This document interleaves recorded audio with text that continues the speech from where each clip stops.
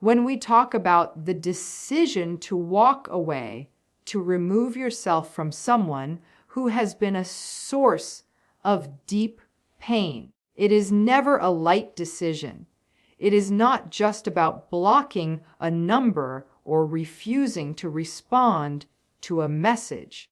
It is about reclaiming your own nervous system, your peace, your identity, and your sense of self that may have been chipped away piece by piece.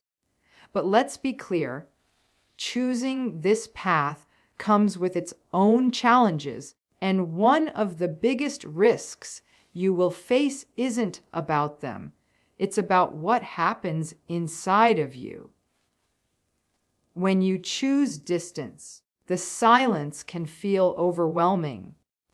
You have been conditioned, trained even, to respond, to react, to anticipate the next outburst or the next moment of affection that pulls you back in. Without that constant chaos, you may find yourself sitting with stillness, and sometimes that stillness feels unbearable. It is in those quiet moments that the doubts creep in. Maybe you start thinking you overreacted. Maybe you tell yourself that they weren't that bad. That's what the silence does. It gives room for cognitive dissonance to play games with your mind, to make you question your reality, to make you long for what you know was toxic, but still somehow familiar. The biggest risk of stepping away is not that they will forget you. It is not that they will move on. It is that you will gaslight yourself in their absence. You may start rewriting the story, softening the sharp edges, painting over the red flags with softer colors. You may feel pulled toward the fantasy version of them that kept you stuck in the first place. That idealization, that craving for the good times, can lure you back into something you fought so hard to escape. And that is the real danger.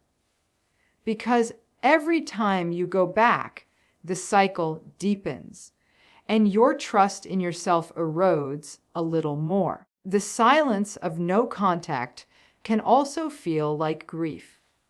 Grieving not only the person, but grieving the dream you had for the relationship, the hope that one day they would see you, appreciate you, love you in the way you deserved. That grief is real. And like all grief, it demands to be felt. But here's where it gets complicated. Grief, mixed with trauma bonds, can feel like longing. It feels like missing them, when really you are missing who you thought they could be. And if you confuse the two, you risk opening the door again, thinking that longing is love, when really it is loss. Another risk you face is the social pressure. People around you might not understand why you cut ties. They may suggest reconciliation. They may guilt you, question your choice, or even take the side of the person you stepped away from. And because part of you is already doubting yourself, those external voices can amplify your inner critic. Suddenly, you're not just battling your own self-doubt, but the disbelief of others. This is where many people falter, not because they want to go back, but because they feel like they have to justify their decision over and over again, and that can be exhausting. There is also the risk of guilt. You might feel selfish for putting up boundaries, for protecting your energy, for saying no more. Guilt is a powerful weapon, and often it doesn't even need to come from them anymore. You'll do it to yourself. You'll ask if you were too harsh, if you should have given them one more chance, if walking away makes you cold or uncaring. And yet, that guilt is misplaced. It's a residue of years of conditioning that told you their needs were more important than your well-being. But perhaps the biggest risk is underestimating the strength of your own trauma bond. Trauma bonds are not broken by distance alone. They live in your body, in your nervous system, in your memories. They are the pull that makes you pick up your phone at midnight, the voice that says, just check one more time if they reached out. That bond doesn't dissolve just because you blocked their number. And if you go into no contact thinking that distance is the cure, you may be blindsided when the cravings for contact hit you harder than expected. That is where many people stumble, not because they are weak, but because they didn't anticipate the depth of the addiction they were dealing with. So yes, going no contact is a brave and necessary choice, but it is not a magic bullet. The real work is in tolerating the silence, managing the self-doubt, grieving the loss, facing the guilt, and resisting the urge to rewrite the story. It is in learning that the biggest risk isn't about them at all. It's about whether you can stay anchored in your truth when every part of you wants to run back to the familiar, even if that familiarity was hurting you. And that is why healing isn't about blocking someone. It's about holding steady when your mind and body try to pull you back into what you finally had the courage to walk away from. The silence that follows when you cut off contact is not simply the absence of noise or messages. It is the absence of the chaos you became accustomed to. And that absence can feel far more unsettling than the turmoil itself. When you are with someone who constantly pulls you into cycles of confusion, intensity, and unpredictability, your nervous system adapts to that state. You live on high alert, waiting for the next insult, the next withdrawal, or the next sudden rush of attention that convinces you maybe things are getting better. The body learns to function in that storm, and strangely, when the storm is gone, the stillness can feel unbearable. In that silence, doubts begin to creep in, and it is not just a passing thought. It is a deep cognitive dissonance that sets in. Cognitive dissonance is when two opposing truths battle inside of you. One part of you remembers vividly the pain, the constant invalidation, the sense of walking on eggshells. But another part clings to the good moments, however brief, because those moments once made you feel alive, seen, and connected. In the absence of new chaos, the brain starts replaying the highlights reel, and suddenly the darker truths feel less vivid. You begin to ask yourself whether you overreacted, whether you were too sensitive, whether it was really as bad as you remember. The brain has a way of softening those sharp memories when you're in the quiet. because the human mind craves resolution and certainty, even if that means rewriting the story to make sense of it. This is why the silence can be so risky. It doesn't simply mean peace. It also becomes a breeding ground for self-doubt. You might catch yourself rationalizing what happened, telling yourself that everyone has flaws, that no relationship is perfect, and that maybe, just maybe, if you gave them one more chance, things could be different. That's not clarity speaking. That's your conditioning and your bond to the cycle trying to lure you back into familiarity. Because the mind doesn't just miss the person, it misses the pattern, the predictability of knowing what comes next, even if what comes next was pain. What makes this even more difficult is that in those silent moments, there's no external validation. You don't have someone reminding you why you left. You don't have the constant reinforcement of their bad behavior in front of you. And because of that, you begin to turn inward, and the risk of gaslighting yourself becomes real.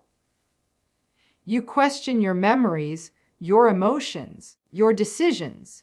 You take on their voice in your own head, diminishing your feelings and telling yourself you're being dramatic or unfair. That inner gaslighting can be more dangerous than anything they could say because it comes from you. And when you don't trust your own mind, it's easy to fall back into the trap. The risk in the silence is also tied to the way humans process relationships.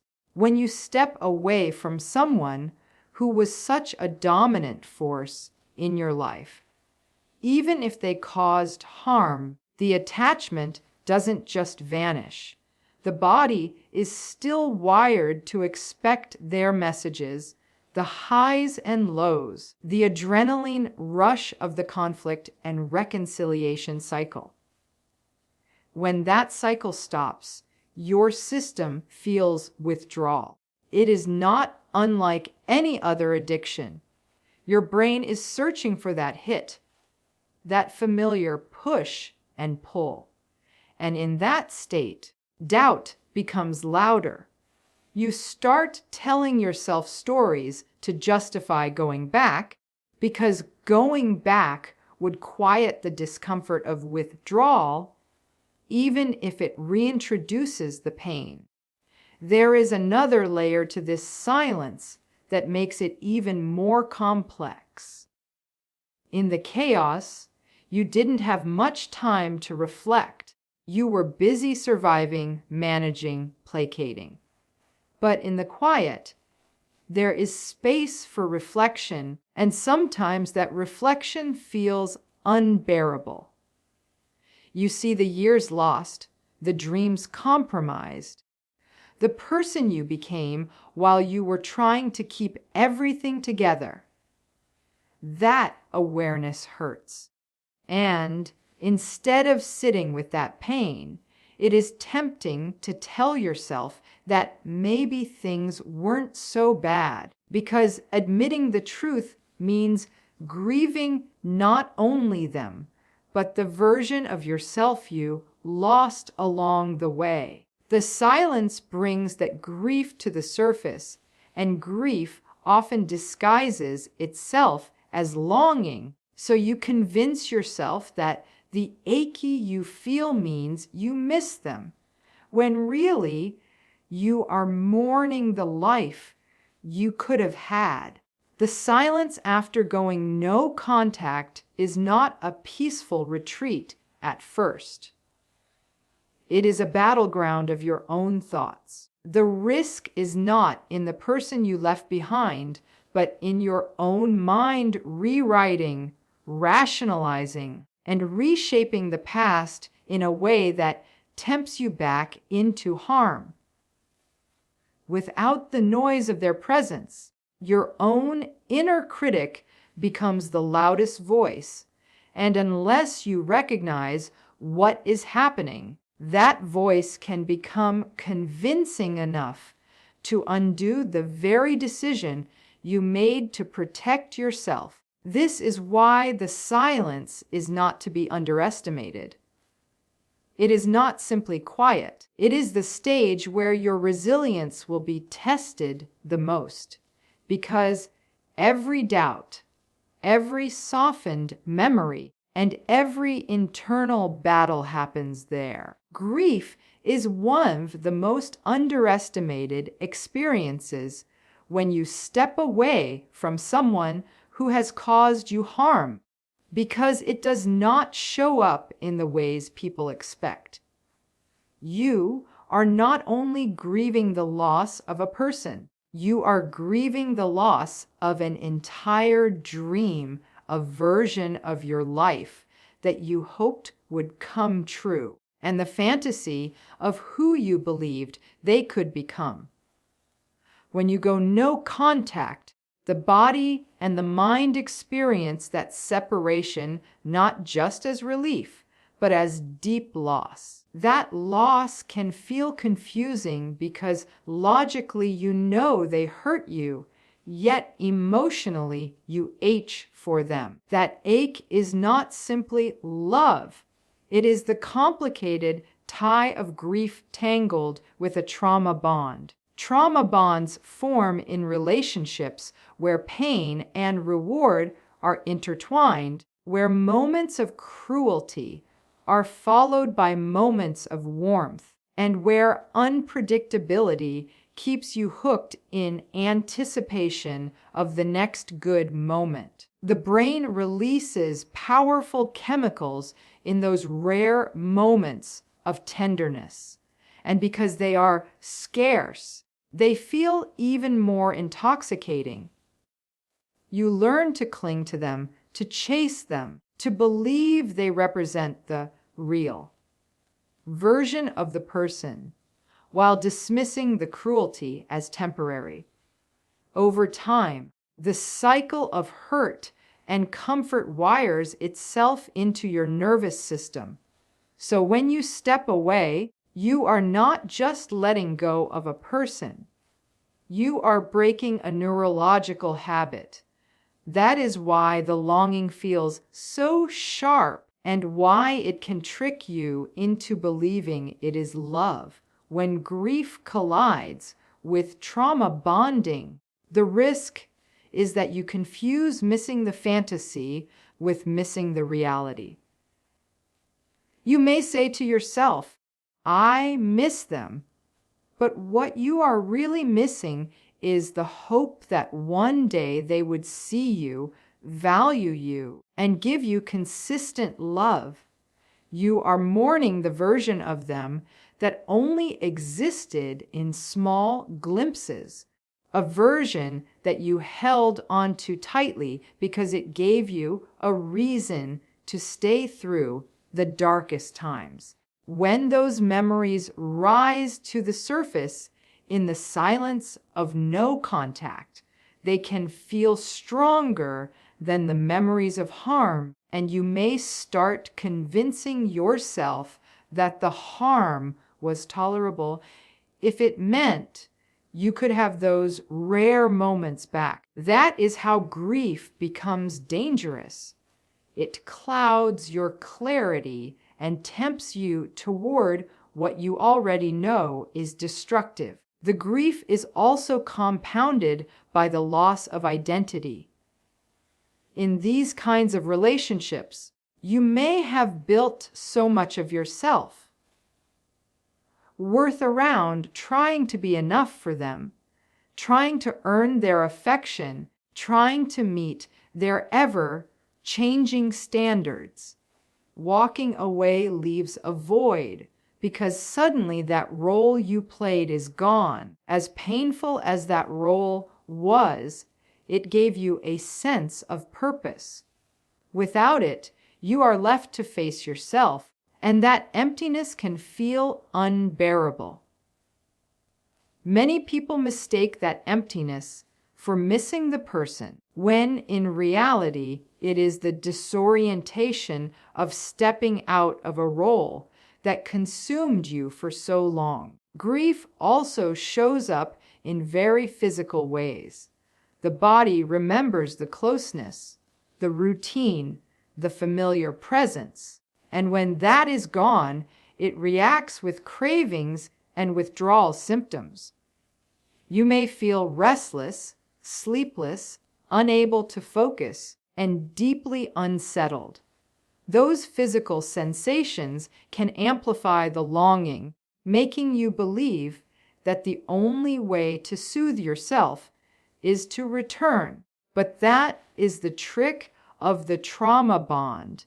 It convinces you that the source of the wound is also the cure. And if you do not understand this dynamic, you may go back, not because you want to, but because your body is screaming for relief. Another part of this grief is mourning time itself. You may look back at all the years you spent hoping, all the energy you invested, all the sacrifices you made, and the realization of what you lost hits you hard. That regret often merges with sadness, and again, the temptation is to rewrite the past to make it feel like it was not wasted. You may think, if I go back, maybe it can still work. Maybe it wasn't all for nothing. But in truth, going back does not reclaim the time. You only risk losing more of it. The danger is that when grief and trauma bonds collide, they create a powerful illusion. The grief tells you that you lost something precious. The trauma bond tells you that the only way to soothe that loss is to return. And together they create a longing that feels impossible to resist. But what you are truly longing for is not the person. It is peace, safety, love, and the hope that one day you could finally feel at home in the relationship. That longing is valid, but the mistake is believing that it could ever be fulfilled by someone who consistently harmed you. This is why grief after no contact feels so deceptive. It whispers that you miss them, when in truth you are mourning what you deserved but never received. It convinces you that going back will heal the ache, when in reality it will only reopen the wound.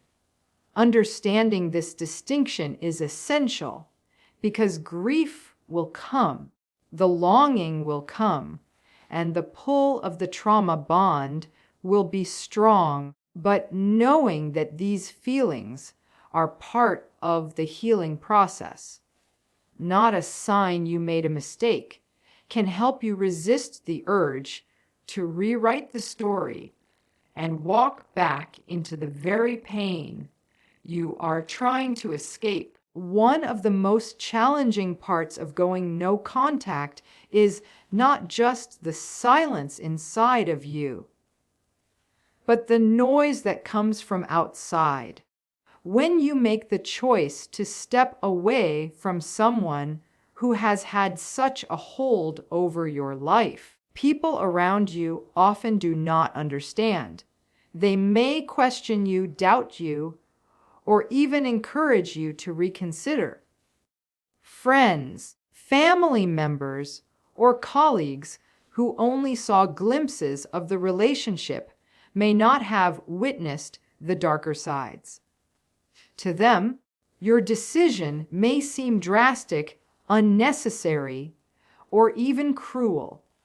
And when you are already struggling with your own doubts, those voices from the outside can feel louder than your own inner truth. Suddenly, you are not just fighting to maintain your boundaries. You are fighting to justify them. Social pressure has a way of magnifying the guilt that is already sitting inside you. In relationships with people who are manipulative or dismissive, you are often conditioned to prioritize their needs above your own. You are taught, directly or indirectly, that saying no makes you selfish, that setting boundaries makes you unkind, and that leaving makes you disloyal. So, when you go no contact, even if it is the healthiest choice you could make, that old conditioning resurfaces. You may hear the echoes of their accusations in your own head. You're overreacting. You're too sensitive. You're walking away from someone who cares about you. And then, when people around you mirror those same doubts, it feels like confirmation that maybe you were wrong. This is where guilt takes root. You begin to question whether you were too harsh, whether you should have given them one more chance, whether cutting them off completely makes you the very person they accused you of being. Guilt can be paralyzing because it makes you believe you have done something wrong simply by protecting yourself. And because guilt carries such a heavy emotional weight, it can weaken your resolve, tempting you to go back just to relieve the discomfort. The risk here is that guilt convinces you to sacrifice your well-being in order to prove you are a good person, when in reality, being a good person does not require you to tolerate mistreatment. External pressure often comes from a place of misunderstanding. People may genuinely believe they are helping when they encourage reconciliation. They might say, life is too short to hold grudges, or family is family, or maybe they've changed. But what they fail to understand is that this is not about holding a grudge. It is about survival. It is about choosing peace over chaos, clarity over confusion, and safety over harm. Yet, hearing those messages repeatedly can wear you down, especially if they come from people whose opinions you value. The weight of having to explain yourself again and again can be exhausting. And in that exhaustion, you may feel tempted to break your own boundary just so you no longer have to defend it. The risk is not only in the external voices, but also in how they merge with your internal dialogue. Because part of you may already feel guilty. When someone else questions your choice, it feels like evidence that you are wrong. This is how self-doubt grows, not just from within, but from the reinforcement of those around you. And when you are tired, vulnerable, and craving relief from the silence, those doubts can push you back into contact. The cycle continues not because you don't know better, but because the pressure of guilt and misunderstanding is heavy to carry alone. Another layer of this challenge comes from the cultural or familial expectations that often surround relationships. In some families or communities, cutting ties is seen as dishonorable, disrespectful, or even unforgivable. You may be told that loyalty means staying no matter what, that forgiveness means allowing the same patterns to continue, that love means sacrificing yourself indefinitely. These beliefs can be deeply ingrained, and going against them can feel like going against your very identity. The guilt here is not just personal. It is collective, shaped by the weight of culture, family, and tradition. Resisting that kind of pressure requires immense strength because it means standing firm not only against one person, but against an entire system of expectations. And yet, this is why recognizing guilt as part of the process is so important. Guilt will come, and it will come from many directions, internally and externally. But guilt is not proof that you made the wrong decision. Guilt is a learned response planted in you by years of conditioning that told you your needs were secondary. It is a reflex, not a truth. The challenge is learning to see guilt for what it is, a sign that you are breaking a cycle, not a sign that you are betraying yourself or others. The greatest risk in this stage is not the opinions of others themselves, but the way those opinions can seep into your already vulnerable state. When you are grieving, when you are doubting, when you are craving the comfort of the familiar, the last thing you need is additional weight on your shoulders.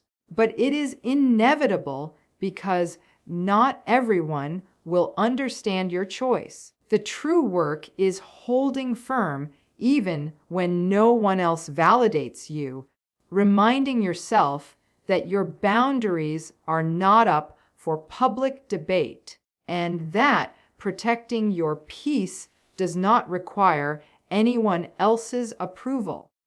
This is where strength is tested, not in the act of going no contact itself, but in resisting the voices, both inside and outside, that try to convince you that your survival is something you need to apologize for. One of the most misunderstood aspects of going no contact is the belief that distance itself will free you. Blocking a number, deleting social media connections, or physically removing yourself can create the impression that the problem is solved. But the truth is, the ties that keep you bound to someone who has hurt you are not just external. They live inside your body, your thoughts, and your emotional patterns. The trauma bond does not dissolve simply because you are no longer in communication. It lingers, often stronger than you expect. And if you underestimate it, you can find yourself pulled back in before you even realize what happened. Trauma bonds are formed in cycles of reward and punishment. The unpredictability of someone alternating between affection and cruelty creates an addictive loop in your brain. When they were kind, when they offered approval or attention, your brain released chemicals like dopamine and oxytocin, which made you feel connected and hopeful. When they withdrew, criticized, or hurt you, it created anxiety and fear. That combination of highs and lows wires itself into your nervous system in much the same way as a drug dependency. This is why walking away feels less like ending a relationship and more like breaking an addiction. You may crave the very person you know harmed you, not because you want the pain, but because your brain is desperately seeking the next high. The risk comes when you expect the bond to fade quickly. Many people are blindsided by the intensity of the withdrawal that follows no contact.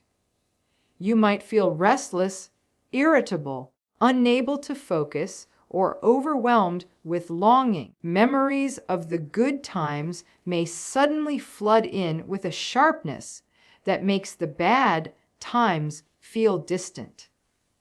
This is the bond at work, and if you are not prepared for it, you may interpret those feelings as a sign that you made a mistake. The bond convinces you that relief lies in reaching out again. And in those moments of weakness, you may find yourself undoing all of the progress you made. Another danger is believing that time alone will heal the bond. Time is important, but without actively working to understand the patterns, regulate your nervous system, and create new pathways of connection, the bond can remain dormant, waiting for a trigger to awaken it. A familiar song, a place you once visited together, or even a random reminder can reignite the longing, and suddenly you are back in that cycle of questioning yourself.